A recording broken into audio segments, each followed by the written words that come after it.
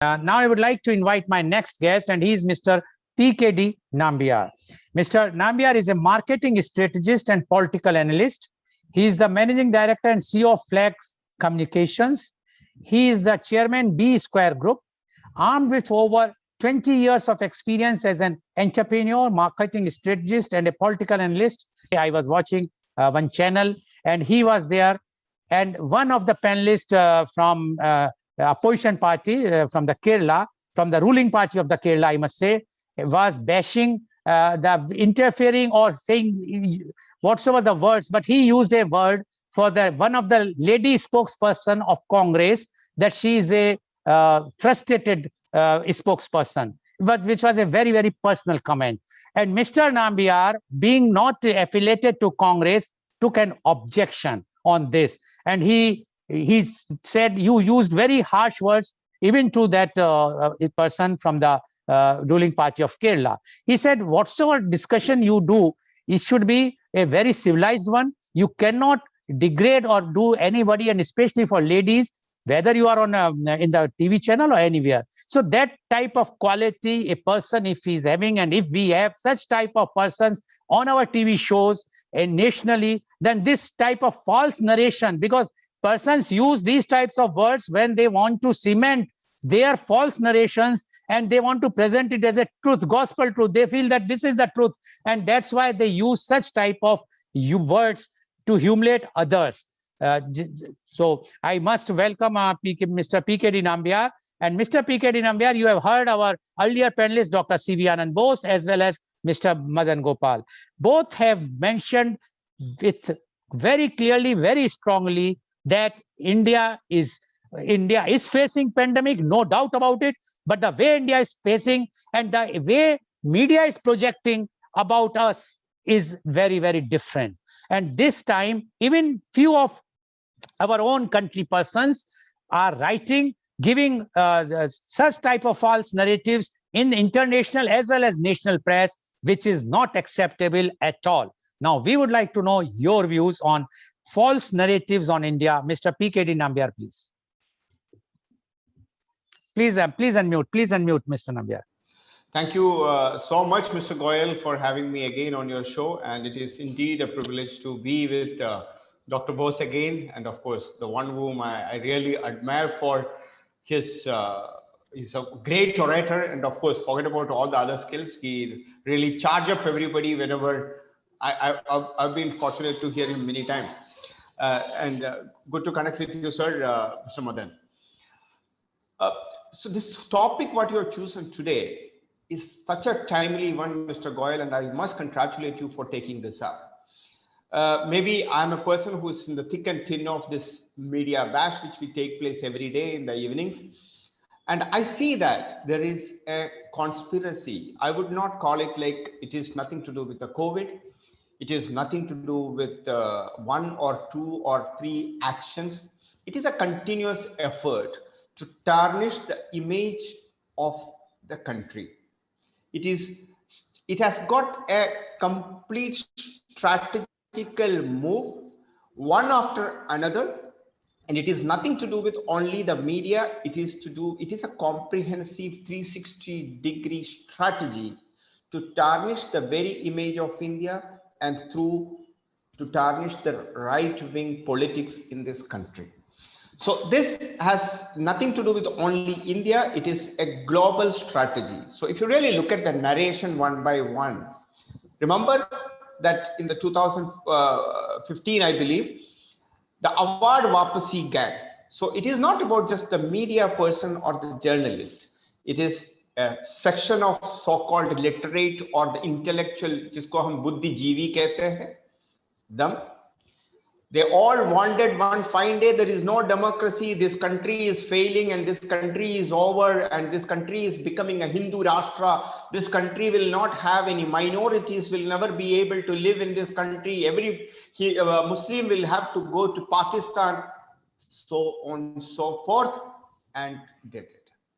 There is another part of it. If a person would die because of hunger in Kerala, that will not become a news.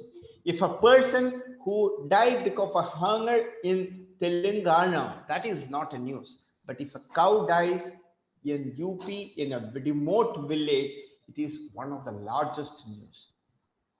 There are, if it is a 23 crore people populated, one of the largest state in this country, UP, if there is one rape take place, every crime is a crime. But that will be not only a national news, an international news. All the people, all the right, so-called liberal media will be there to cover it up for weeks and weeks and weeks to say that there is a major law and order problem. Whereas if there is a COVID patient in the ambulance is raped and killed in one of the most progressive state in this country, it is not even a 30-second news in this country. So the narration is to tarnish the very image of this country is happening not from today, from so long, but it has taken a different momentum altogether in the ever since Mr. Modi came into power. So earlier they wanted to have an image for UP or even a Gujarat wherein everything was wrong. That was the way it was projected. Even to the current prime minister was even denied a visa to go to the United States. So it is all a part of a larger conspiracy, which includes the so-called celebrities from the Bollywood, the so-called the Buddhijeevis, the so-called award Wapsi gang, and some of this Khan market gang, which we call in Delhi, that so-called intellectuals and the political pimps or the brokers comes together to tarnish the very image. Now look at the way it is being done. Now, for an example, I was just participating on a show. I don't want to 2 days continuously. One of the topmost journalists in this country. She was all around going in the UP, the Ganges, wherein hundreds of dead bodies were floating. This is the whole story. So if you really look at, just imagine there were 15 bodies she could identify on the first day. I asked her, in 2015, when Akhilesh Yadav was the chief minister, more than 150 odd dead bodies were floating in Ganga. And there is a history to it. I also told that there is a reason, there is an economic reason, there is a governance issue, there is also a religious reason why in Ganga ji ke andar pehli baar nahi hua hai ki that dead bodies were. The large number of Hindu society till today even believe that Jal Pravah is one of the way of cremation, wherein if a person dies, they might, and you are from Mathura, Mr. Goyal, you would be knowing it, there is a large number of people put their bodies as a Jal Pravah. But what is the narration? There are thousands of bodies are cremate, not even getting, people do not even have the money to cremate and they are just throwing, and COVID is everywhere. The government of India is saying if it is 2.5 lakh people have died, there is a narration of in the media saying that more than 1 million people have died. What is that what we wanted to project? Everything happens in this country is wrong. This country is still the, as Shashi Tharoor once famously stated, it is like a snake charmer's world. This country produced one of the finest technology. This country is the world's largest democracy. This country is the 5th largest economy in the world. This country is one of the exporter of the largest exporter of vaccine. This country do give the pharma capital of the world. But as Mr. Madan ji said, that we wanted to project that we are an agrarian economy, we are a poor country, we do not have anything for our daily feed. India did not ask even in the during the COVID time for any aid from anybody. It is as a practice, many countries have come and sent their help to India, created it as a what the so-called liberal media created. It is India is asking for aid to manage the crisis, COVID crisis, because we are not able to manage. The challenge today is there is, let me accept this, that while these kind of people are going, whether it is 1, 2, 3 or 5 or 10, 100 people are going, they are still able to set the left liberal media is still in this country, is setting the agenda of discussion. Despite Mr. Modi, one of the most powerful communicator, one of the toughest leaders India ever had, not been able to counter that narration. Mr. Bose, a person like you, you are also very, very intellectual. This is where the concentration now should be. I was told one of my very senior journalists, very, very senior journalist, he said, when we have been taken to Kashmir to cover something like that, when we go till the time we get down at the Kashmir airport, Srinagar airport, all the media people would be saying, yes, India government is doing very good, all the stone pelting, everything is wrong. I think they should come into these things, Pakistan should not interfere, etc. He says, but the moment they get out of the airport with their mic and the camera, they will completely change their color and wanted to criticize this country.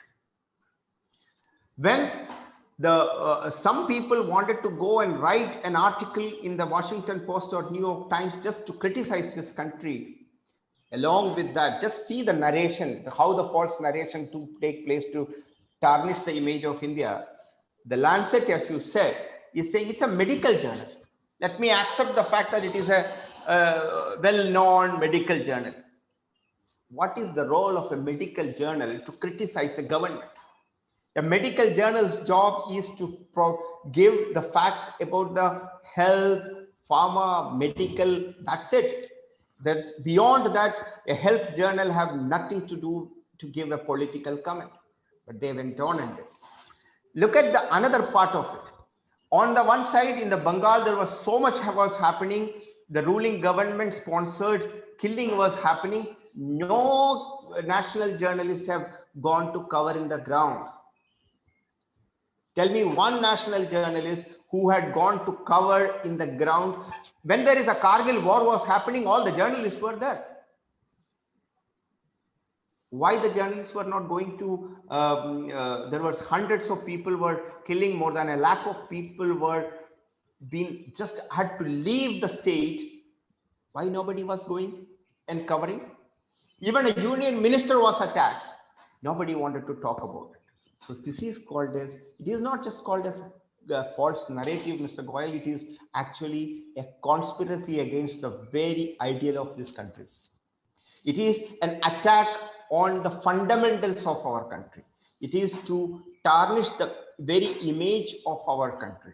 It is to kill our democracy and to make us a colony again of somebody or the other. It is, जैसे कहते हैं कि अपनी माँ को बेचने वाली बात है जो कुछ चंद पैसा के लिए, वो वाली हालत है. I mean, the conspiracy of one after another to tarnish the image of this country needs to stop. For that, there has to be another wave of communication. Setting the agenda needs to come in this country. We should be able to really give a reality check of these people. Why would they really, why are they doing it? What are they going to get it? The isolated voice like mine or maybe Mr. Bose may not be sufficient.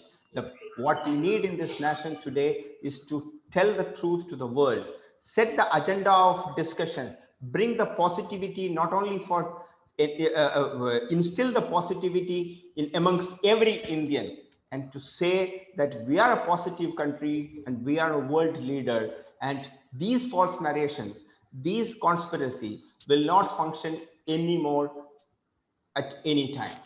I think that is what we are really required to. But if you really look at it from the action, it is not about a one Arundhati Roy or a Barkha Dutt or a Rajdeep Sardesai. There is a large section of people who cannot even hear the word. I mean, I wanted to tell you one thing, Mr. Bose, that few days ago, I was having in a debate with N. Ram of the Hindu. On the national television at 9 p.m., he is saying, I hate Hindutva. I have a major issue with the word of Hindutva and Hindu ideologies.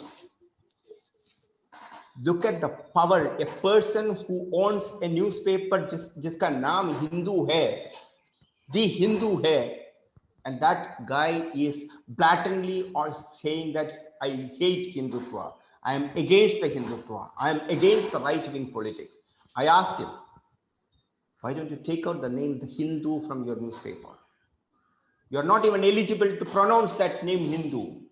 Number two, in the same word, the passionately you are talking against the Hinduism and Hindutva, why don't you also say there is something called as a minority appeasement politics which is taking place in this country? Why are you not even talking about it? If a Hindu dies in Delhi, it is not a news. But if it is a Muslim boy, then it becomes a national news for a couple of days or maybe even months. So there is a conspiracy to create. It is not only just an attack on India as a thing, it is also an attack on Hinduism. Hindu, just to ensure that if not today, on a larger conspiracy, this country should not become, the Hindu should be over from this planet. That is the actual conspiracy. And eventually, to the route to take that is to minority appeasement. The route to take that is to damage the current leadership. The route to take that is to give negativity about this country and to tarnish the very image of this country. I think we need to be very aware, and I'm very happy that we all share almost the same views. And I would like to say that Mr. Bose should take up this, because he is intellectually high, he is very well connected, and he's an amazing orator. I think people like you should be able to set the agenda, rather than today all the right-wing people have to follow an agenda. We are not being able to set the agenda of discussion. Till the time we are not able to set the agenda of the discussion, this will continue to happen. These people will always be there. Thank you so much once again for having me on your show. Thank you very much, Mr. Nambiar, for giving your views. Now, my question goes to Mr. Nambiar. Only 1 minute, please. One answer, rather. Any suggestion you want to give to the government to see to it that they should counter this thing which is taking place, this false narrative on India? Any suggestion which you want to give? I believe that the governments have no role in it, or even if there is, it has to be minimal. I believe that the civil society, and within whether it is in the media, bureaucracy, or in the opposition, a large number of people who believes in this country, in this nation, and the value system of this country needs to come together and to understand these people are not a journalist or opposition parties, or for that matter, any other group, but they are anti-national elements who are working on an agenda to defame this country. I'll just give you, I know that you have 30 seconds more for me. I'll tell you what, look at the incidents one by one. The anti-CAA protest, 1 year, it's over. Farm bill protest, even if the people wanted to go for a protest against the Article 370 that has been done, there are, you have never even heard of, there are some kind of course, one of the senior most officer from the Karnataka is here. In the Karnataka, there is any kind of a labor problem. Even in an apple factory was having labor issues, suddenly erupting, and all these things have got one color in common. Just look at very in a micro level, the color of all these flags is red. That is very, very alarming for this country. All the intellectuals, all the people who love this country needs to wake up, shout, scream, and say that I love this country more than anything. And all those who are working against the interest of this country needs to be actually exposed.